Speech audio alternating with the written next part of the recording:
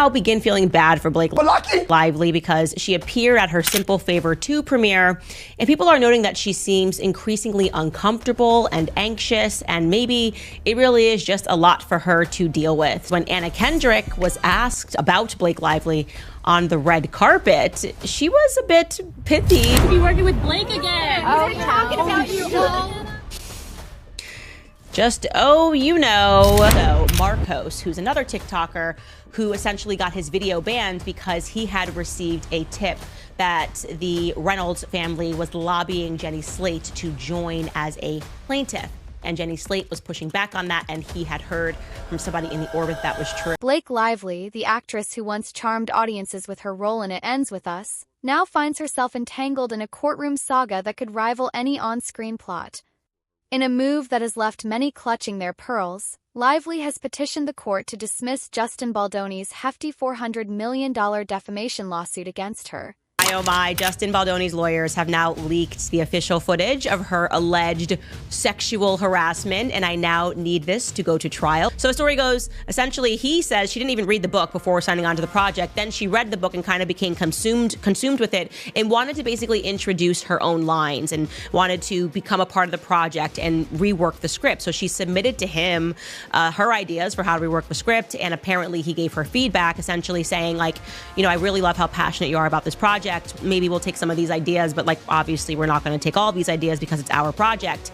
And this was not good for Blake. Balake. She wrote this. This is her text message back to Justin Baldoni. She wrote, "If you ever get around to watching Game of Thrones, you'll appreciate that I'm Khaleesi.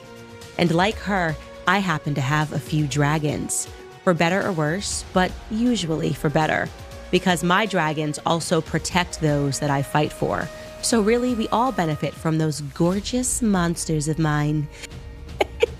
Why do celebrities not know they're insane? Like, do they know that human beings don't text like that? That's my question. Do they understand that at no point in my entire life am I texting that to anybody, especially when we're dealing with a work setting and somebody is the person who is running the movie? It's their project. I'm like, I've got little monsters, little dragons, and their name's Taylor Swift. I don't often use them, but if you give me what I want, yes, exactly what I want, they are not going to figuratively blow fire on your head. That's insane. Ryan Friedman, the lawyer on this case, is not kidding. This legal tussle has not only spotlighted Baldoni and his production company, Wayfarer Studios, but has also drawn in conservative commentator Candace Owens, who has been anything but silent on the matter.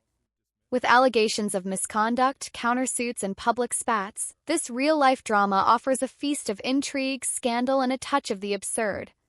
So they wrote in the last paragraph, late last night, which was what I said, I tweeted this, late last night while we all slept, Blake Lively and Ryan Reynolds filed a protective order. The guilty as sin couple is asking a judge to protect from the public some confidential documents and names that will be gathered in the discovery process.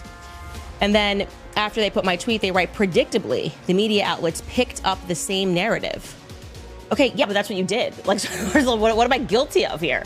Leading the pack of people? Like, because like, what, we're psychotic and we're checking your filings every day? And we said, oh, look, yeah, she's filing for more protection to protect, she thinks it's confidential documents. We just read through this. We showed the public that's what you're doing.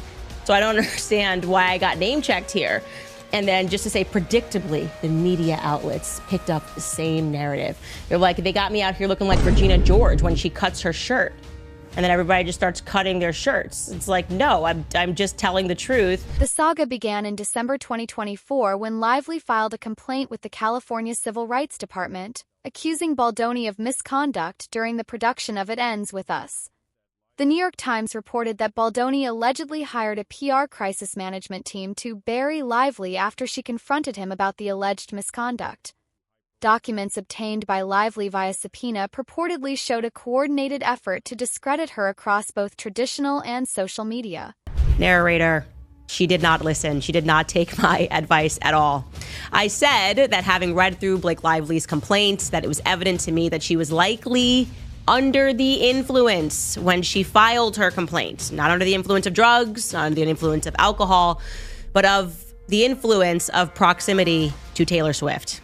Maybe one Eras tour too many, had been attended by her and Ryan, and they were just feeling like they were Taylor Swift. I just recognized her brand of feminism. In a swift and predictable countermove, Baldoni filed a $400 million defamation lawsuit against Lively, her husband Ryan Reynolds, and their publicist Leslie Sloan. He accused them of orchestrating a smear campaign to tarnish his reputation and wrest control of the film. Baldoni's complaint painted Lively as a manipulative figure attempting to deflect attention from her own alleged misjudgments by casting herself as a victim. Mark my words, take it to the bank. This is what's going to happen. She is going to ruin the life and the career of Isabella Ferrer. That's what I think. Isabella Ferrer is going down. Okay, Isabella Ferrer thought that Blake Lively was her friend.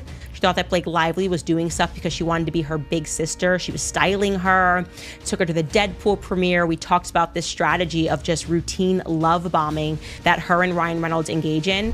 Candace Owens, the conservative commentator known for her unfiltered opinions, found herself unexpectedly mentioned in the legal documents, a development she addressed with characteristic candor on her platforms. In a video titled, "They Finally Mentioned Me in the Blake Lively Lawsuit," Owens expressed her bewilderment over being dragged into the fray, stating, "I'm just telling the truth. I don't understand what your problem is with me, other than the fact that I am under your skin. I'm not going to let go. I'm like a pit bull, I'm on to you." This TikToker, Marcos, who runs the Be Better company, actually was Team Blake Lively when this all began. And then did this crazy thing called reading Justin Baldoni's countersuit and was like, listen, I know this is going to sound crazy, but everything that I'm reading here points to the fact that Blake Lively manipulated her audiences and lied to her audiences. And like, I'm kind of shocked as someone who fully believed her. And he's just basically as psychotic as me. Now for the moment you've all been waiting for. So my source has told me that Lively's legal team is allegedly attempting to amend their filing and add Jenny Slate as a plaintiff to the lawsuit. But Jenny Slate allegedly does not want to be involved in this mess at all.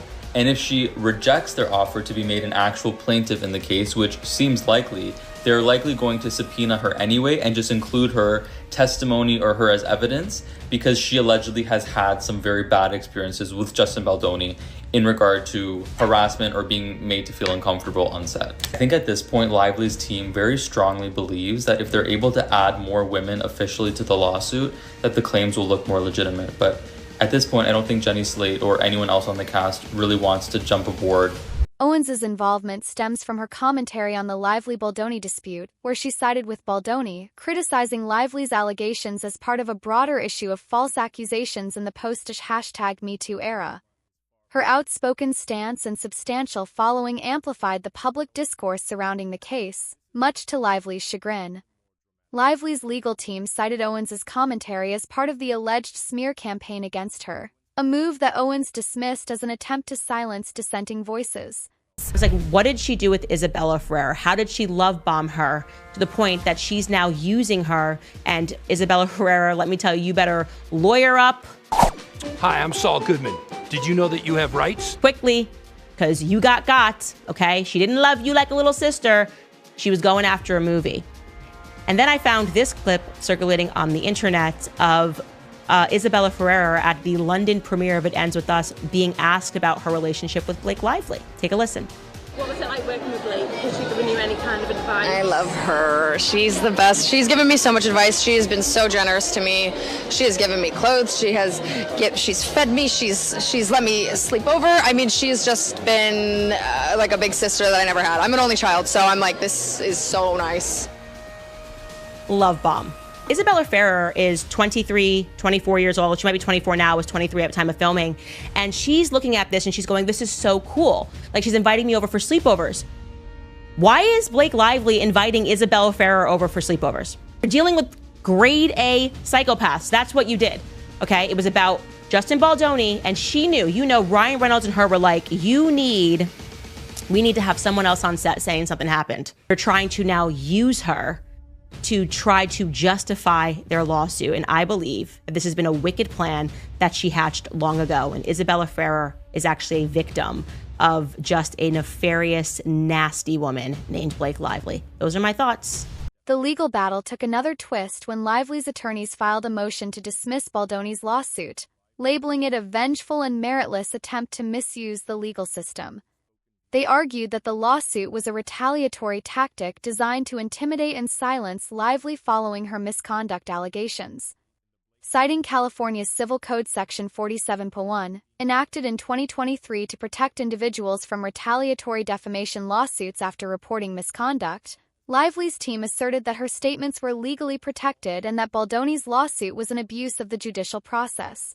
And then, as soon as Blake Lively filed her complaint, Liz Plank was out, instantly said she quit, a show of support and solidarity with Blake after everything dropped. Wakanda forever. And particularly, there was this TikToker, Steph with the Deets, who had showed that perhaps the reason that motivated her to get on the side of Blake Lively without actually looking into anything, or at least speaking to her co-host and hearing his side of things, may have been what we have discovered since, a repeat sort of Ryan Reynolds psychopathic strategy of essentially love bombing people. Ryan Reynolds, and this is Steph with the Deets again, had put her in this program, this documentary called Welcome to Wrexham. She appeared as an expert to deliver to audiences what the definition of a bromance is. Take a listen. The definition of the word bromance is just, it's a platonic relationship between two men. There's no female equivalent to the term bromance. The female equivalent is friends. Baldoni's legal team, however, remained undeterred. His attorney, Brian Friedman, criticized Lively's dismissal attempt, describing it as an abuse of the legal system. Friedman labeled Lively's claims as fantastical and insisted they would be disproved with evidence. He also rebuked Reynolds for his request to dismiss a parallel defamation suit against him, accusing the couple of trying to evade accountability despite their involvement. As the legal proceedings unfolded, Lively and Reynolds announced they would not be attending the 2025 Met Gala, an event they had co-chaired in 2022. Their decision to skip the high-profile event fueled speculation that the ongoing legal battles were taking a personal toll, prompting them to retreat from the public eye. Blake Lively is definitely not everyone's favorite person right now, but that will not stop her friends from throwing her a birthday bash, it seems. Taylor Swift and Travis Kelce are hosting Blake Lively's birthday bash in Rhode Island. On Saturday, TMZ had gotten photos of Taylor and Travis at the Rhode Island mansion. But it turns out it is not just a romantic getaway for the two, they're going to be throwing a birthday bash. Because later in the day, the birthday girl, Blake, showed up with her husband, Ryan Reynolds, and they were seen smooching outside the house. And Travis Kelce's brother, Jason Kelce, also flew in for the event, along with Bradley Cooper. So I would guess that Gigi Hadid would also be there. And reportedly, Patrick and Brittany Mahomes are also there. And TMZ says the weekend retreat couldn't come at a better time for Blake, who's been dealing with all the It Ends With Us drama between her and Justin Baldoni. Oh, you mean the drama that Blake Lively created? Yeah. Court of public opinion remained divided. Supporters of Lively viewed her as a courageous figure standing up against misconduct in the entertainment industry, while critics, bolstered by voices like Owens, saw her actions as part of a problematic trend of unfounded accusations. The involvement of high-profile individuals and media outlets ensured that the case remained in the spotlight, with each development dissected and debated across platforms.